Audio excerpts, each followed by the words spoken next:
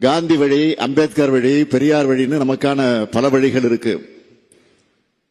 மாணவர்களாக நீங்கள் ஒருபோதும் கோட்சே கூட்டத்தினுடைய வழியில போயிடக்கூடாது.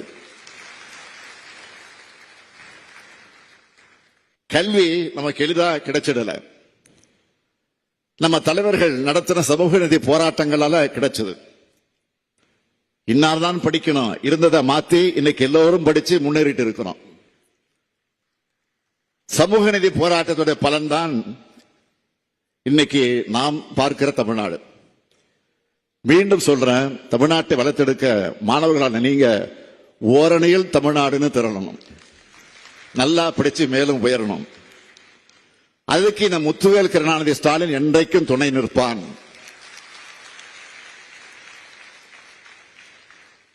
ஓரணியில் தமிழ்நாடு நின்னா தமிழ்நாட்டை யாராலும் வீழ்த்த முடியாது.